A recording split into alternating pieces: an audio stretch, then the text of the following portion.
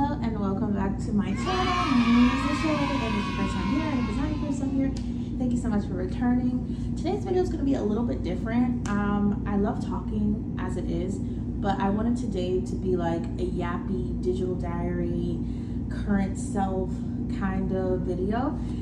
It's raining outside. I went to Pilates, had a little solo breakfast date, so I feel just kind of cute.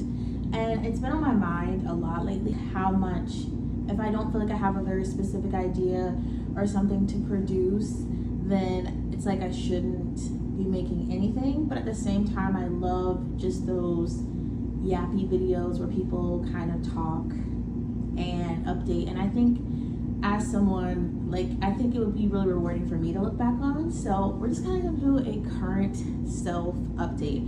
I'm gonna talk about the books that I've been loving lately. I'm gonna talk about the things that I've been loving, like TV shows, and sort of just like what's been currently on my mind. First, we'll start with fragrance. So I have 2 new fragrances. I love fragrance, and I'd love to make a lot more of this channel about kind of, I wouldn't say beauty, but like, yeah, fragrance. So my friend Ryan is so lovely, and he bought this and didn't want to return it, so kind of bougie. And so now I'm the owner of Saffron and Cedar Body Mist from Salt and Stone. It's lovely. Hold on, let's give a spray. Like, that's a really good spritz. It smells lovely. I don't think I've had any perfumes or body mist with saffron before, but it is sort of I believe saffron's that little red plant. It smells very mature, but clean. It's very woody, and yeah, well, it's cedar. It's very woody / sort of like a natural spice. It's not floral, which I really appreciate, although I've been into florals more this year than ever before in my life. And I love wearing it just on the day-to-day. I actually really like wearing this one to bed. Clean skin, and this with my body butter, which is like a marshmallow scent, because I love vanilla, and it's always gonna be vanilla forever. And the other fragrance I got, which I just got, I went on a friend trip with my friends Maddie and Lee, and we went to get ramen and to Sephora to get more lip gloss. I love Gisu. It's in the car, or I would bring it out, but I would have to say so far this year, that is my favorite lip gloss.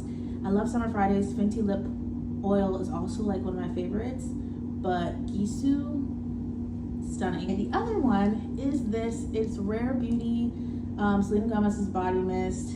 As you can see, I don't know if you can tell, a very, like, it's oil based. Fine Comfort Body and Hair Fragrance Mist, Awaken Confidence. It says to shake well, and it smells so lovely. It's like your skin, but soft, very cashmere, peach, and it definitely isn't strong, but like, it's a hair mist. Like, I mean, like, come on, that's, you know, I love this one. I've been using it so much. $28. They have a mini for $16. Friends and I did the math, just get the full size. I've used it a lot. This one I use every day at some point. I used it today before Pilates because it just felt so cutie to, like, you know. And that's all the fragrance right now. One that I really want to get my hands on is the Fleur, the new one, Nectar Vanilla or something, the one with papaya. It's supposed to be juicy, and I really want that one. I'm gonna get my hands on it eventually. So that's it for fragrance. For TV / media that I've really been into lately, I love the show called Carmen. It's French. It's on Apple TV. I don't know how to say the word properly. Oh yeah, I guess I should give you guys this update. This is a big part of why things probably have changed a lot mentally for me. So I have been on Instagram since I was 16 years old. And I've been just a viewer, and then like 3 years ago, I did like a Booksta account, but it's definitely my favorite app. I've been on it non-stop every single day. Like, I don't think that I've gone a day, I can't remember ever doing that, never accidentally, and especially not intentionally since I got it, and I'm 28. So that's 12 years of every day looking at Instagram, every day having ideas and trends in music and audio, and even facial tics that are like not even my own. So I decided that July would be the month that I would challenge myself to not be on it at all. Today is the 16th, so it's the 16th day. I feel mostly okay. I definitely can tell that I have a lot more free time. I try to mindlessly scroll on YouTube. It's not the same. I did keep Pinterest and YouTube. I love Pinterest for creating things. I love a little board for like what I want my birthday to be. That's in August. I love a board for future travels. I love a board for inspiration. But Pinterest is not something that I feel, you'd have to work hard, I feel like, to abuse it. It's not very mindless, at least for me. And then YouTube, try to abuse YouTube Shorts. It's just not the same, which is great, okay? But anyway, so in the 16 days, I'll say I definitely overthink a lot more. I've been a lot more reflective. I will give some of that credit to the fact that my birthday's coming up. I love my birthday, but it's such a reflective time. So I spend most of it thinking of how far I've come. And unfortunately for me, I always feel like I'm falling short a lot. Definitely been fun to not have the distraction. And with not having that distraction, I definitely added TV back. I haven't really been a movie or TV person for a few years now. They just don't like hold my attention. I would prefer to read, or obviously at the time scroll on Instagram. So the TV shows I've been into are, again, Cardamom. Don't know how to say it. I'll pop it up here. It is so good. It's fun. It's like revolutionary France. It is with Napoleon.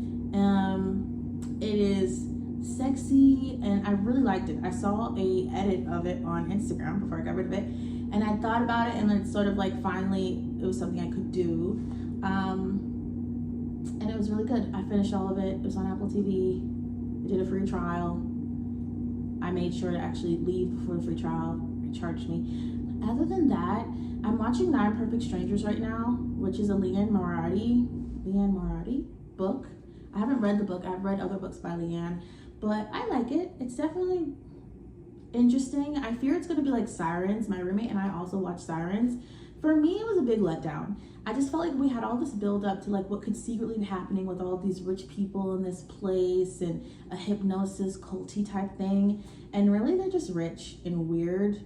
Spoiler alert, but I wanted it to be more. I guess it's like a fun, simple show, but it could have been more. So yeah, we've gone over fragrance, we've gone over TV, we've gone over lifestyle change.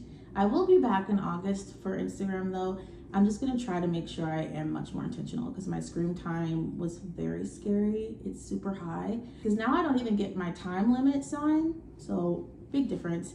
What else has been new with me? I'm journaling a lot more. Again, that kind of comes with having more time to think. I am less anxious, I will say. I see a lot less things going on politically, and that's not to say that I want to be ignorant to things, but it is nice to not have something every day feeling like a nuclear bomb is going off. So it's nice for my nervous system. And again, that goes with me just trying to make sure and monitor how much I'm taking in. I do feel like I'm missing out on things. I don't know what though. Like I miss my friends' stories. I think that's about it. Okay, let's talk about books because this is like a book channel. Lachey's Library is literally the title, the page channel name. So lately I've loved dark academia. I want a book that holds my attention, that feels kind of like, not to sound pretentious, but intelligent to read. And honestly, I can't sound that pretentious. Mind you that my favorite reads are like romance, fantasy, mafia, and smut. That's usually what I go to. This year, something has just changed within me. Also, Wicked is becoming important to me again. Just want to throw it in there. But top reads of lately, I was like looking through because I was gonna do a May through June reads, and then I felt like I didn't actually want to do that. Instead, I'll just talk about the books that I've read lately that I just really love. Hold on, I have my little notebook. Okay, so the Clockwork series by Cassandra Clare. I love that series so much. I feel like I've talked about it before, but I did finish the last book in June, so I can say like that's a trilogy that was truly satisfying and so good and felt rewarding to read. I loved everything about it. It's the only love triangle that I'm like, yeah, this makes sense. Which weirdly, if you're like, no, I was team this person the whole time, if you read the little, I think it's like Beyond the Bridge or On the Bridge. It's what happens after the series, and I don't know, look it up. It made me feel like I was team Will. I don't want the booze. Nobody that I've talked to in real life liked, like they were team Jim, which I love. I love them both. But I was Team Will, and reading that made me understand and accept, not that I was super against it, Jim and Tessa. And it made me understand that more than anything, all three of these people loved each other in a way that was so, like, beyond regular love stories. And that's why this love triangle isn't rude. None of them would have ever, like, they all would have cut off their own feelings if it meant that everyone else could be happy. I love that series. It's so good. I was gonna do City of Bones. It's actually on that desk over there on a little stand, but I don't know that I want to read it. And yes, it's because of, like, I shouldn't do the things I wanted to do, brother quote, but also it's so long, and I feel like I would rather just read the Shadow other one, the Midnight thing. That seems really cool, and I want to read that. So we'll see. I'll try. I want to read every other thing but the City of Bones. Another really good one that I loved, I feel like lately I've loved more fiction type of romance. You With a View sounds rom-com-y, but it's about a girl who's lost her grandmother, and it's really hard, obviously. She loves her, she looked up to her, and they had this game that was like called Tell Me a Secret. What I liked about it is right now, again, my birthday's coming up, I feel like such a failure. Like, let's just be for real, okay? I feel like I'm not at all where I thought I'd be when I was 16. I'm not at all who I guess I want to be at this time. And I've done pretty good this year. I've gone working out, and there's a lot of things that I've tried to do to be better, but it's also exhausting to still look up and be like, I'm just not there. Anyway, she's also 28, and she feels like a failure because she's back at home with her parents, and she wants to be a photographer, but life has hit her up, and it's very cute. So I like reading about people who feel that way at the same time, because you just feel so much less lonely. Like, life is hard, and it's meant to kind of be bumpy. You're never going to be fully confident all the way through. It ebbs and flows and goodness, but I really appreciated reading it at the time. It is a romance, which I kind of haven't been on that many of them this year, but it's also like regaining your confidence, finding what you love and letting that fill you up inside. And it's really good. If you liked that one romance movie that has the present day couple and the past couple, I love that I brought it up and I don't know the name. It's sort of like that, because we're seeing the grandparents' letters. Basically, her grandmother dies. It's devastating. This is like the biggest person in her life. Like, she said that they were soulmates. This is everything. And there's one bit of her that she didn't know, which was that she'd been in love before. And there are letters, and so she finds the guy who just so happens to be the grandfather to, like, her arch nemesis. It's one-sided. And I loved it because I felt like reinvigorated. So if you feel like possibly you're not doing enough, and you also want a romance, and you also want a road trip, You With a View by Jessica Joyce. It's very good. It was my first book by her. Poetic, romantic, good spice. Not that much spice, but just enough. This year I haven't cared that much about spice. 2024 means just quaking, honestly. Another one that I really liked this year was Idricism of Fairies by J.L. Vampa. It's so good. It's set in Ireland. It's set in the 1990s. Great things happened then. I was born.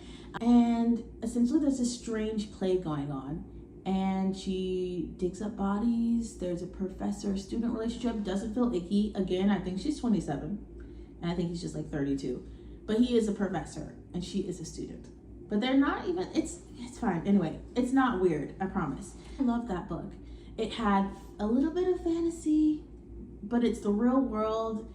But essentially, there might be folklore like Hansel and Gretel to help us figure out what this plague actually is. It's secret society. There's a little mystery. The romance is super slow burn, but that's almost the only thing that's holding my attention these days, romance-wise. So I loved it. And then when we do start the romance, I just thought it was so lovely. Like, it was so beautiful. And apparently it's a duology, which I just found out last night, and I liked it a lot. This book that I'm about to talk about is like my favorite. Oh, The Night and the Moth. I reread it, but in audiobook form. It is on Spotify for free if you have unlimited. Do it. The narrator did an excellent job. I don't know her name. Like, so good. I just love it.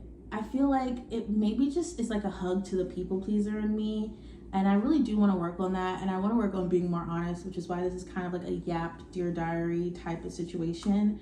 But something about seeing Six, or Sybil, let's just call her real name, and seeing how she goes from thinking that love means accepting discomfort and pain to meeting people who would have her as she is. Like, there are constant lessons in that. In fact, it inspired me with a video. I'm going to do a video soon called People Pleasers, and it's like, this is for you. Because there's so many books that actually feel like a hug to the inner people pleaser, because there will be a happy ending and the people can grow and they will stop being people pleasers. At least they'll get better than they were. It's a really hard thing to get rid of. So yeah, I love that. So The Night in the Moth, listen to it on audiobook. Superb. It's amazing. The last book, and this is the reason I'm sort of in a slump, is Atmosphere by Taylor Jenkins Reid. It is so good. I love it. I wish it was a movie. I just felt like, again, it felt inspiring seeing someone. I feel like Joan has the same point of view of the world that I do, which is to say, in a romanticized, but it doesn't feel like romanticizing it kind of way. There is beauty in all of these mundane little things, and there's like God in all of it as well. And I just loved it. This is the story, Atmosphere is the story of a person who is one of the first women who works for NASA. And there are two different things going on. At the very beginning, disaster strikes, and we have some people out in a shuttle out of space, and we're trying to get them back down. There is a romance, forbidden romance in this book. It's so beautiful, I promise. But more than that, I feel like just Joni. Her niece calls her Joni, but Joan I felt like she was like a hug to a softer me who isn't as hard on herself. Like, at the core, I'm just a girl who really loves this world, and I find such wonder and beauty in it all the time. And I know, reading her felt like a remembrance that this was the whole point. And she also works super hard, so it reminded me that there are dreams that I really want to achieve, and I should probably freaking do them. I've still been working out a lot less. Pilates classes have helped. This is my second Pilates class, my first reformer. I like it a lot. The diary portion, right now the main thing on my mind is, I don't know, I feel like just defining my own form of success, which I've thought about for a very long time, and I know my definition of success, and then how to attain that.